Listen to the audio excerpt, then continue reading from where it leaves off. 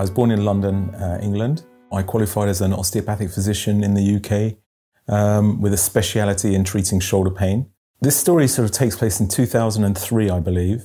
I was told I couldn't have children. My wife and I were married for 9 years. We tried a lot of treatment. We tried IVF treatment 7 times and it never worked.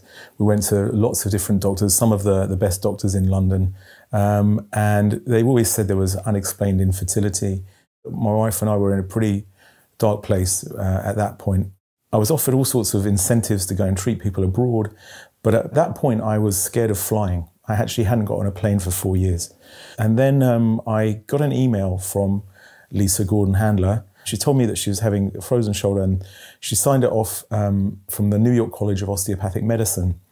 And I thought perhaps this is a sign. I thought maybe I'm going to go and speak to them about research and maybe take some time out from the UK. So I decided to fly to the States and I arrived and I met Lisa. I had this fleeting kind of recognition that she was Jewish, but I didn't think any more of it. She took me to the college and I did a demonstration of my technique that I've invented and I treated her and I showed another osteopath what I was doing. And then I met the Dean of Research with a view to perhaps going to the States and doing a PhD or doing some research on my technique.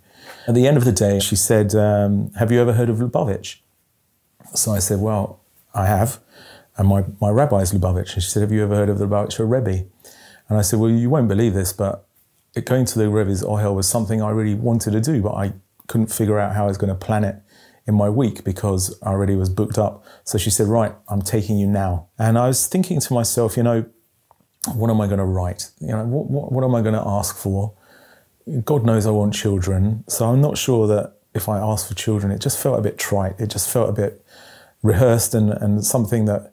So I remember very deeply feeling that I wanted to ask, whatever my mission is in life, may I accomplish it, you know, to the fullest of my ability. And that was my prayer.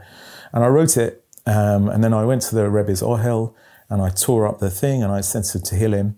And I did feel something. So this would have been around about 8:30 in the evening, in America time, which is around about 3 a.m., something like that in the UK. Anyway, I spoke to my wife the next day. She said at 3:15 she woke up in the most terrible searing pain. She said it was like someone had taken a knife and put it through her wounds and was twisting it like this for about 15 minutes. And she said she didn't know what to do because she'd locked all the doors. She didn't know how she was going to let anyone into the house, the ambulance, and she felt sick. And then she just passed like that. We didn't think anything of it. Anyway, the week went by and I was pretty sure that, you know, I had a lot of opportunities to go and work in America, and I eventually got back home and I said to my wife, right, we're going to the States, it's all happening. A couple of weeks went by and I bought her a pregnancy test. A few days later, I remember at 6 in the morning, she woke me up and she threw this test at me and she said, look, I'm pregnant. She said, and she said, I was going to keep it to myself for a few hours and have a cup of tea, but I just couldn't hold it in. My son Gideon, Joseph Schrager, Gabriel. I gave him 4 names because after all those years, you didn't know if you were going to have another one. So all the 4 kids I wanted. He had his bris on the birthday of the Rebbe.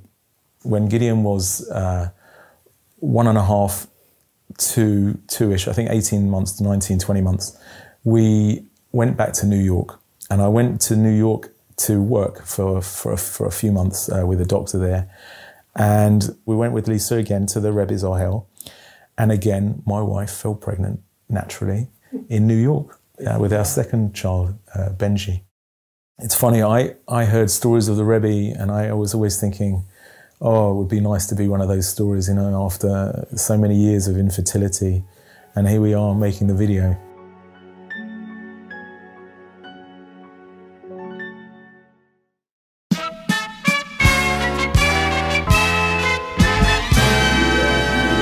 יהדות TV, טבעי לדעת.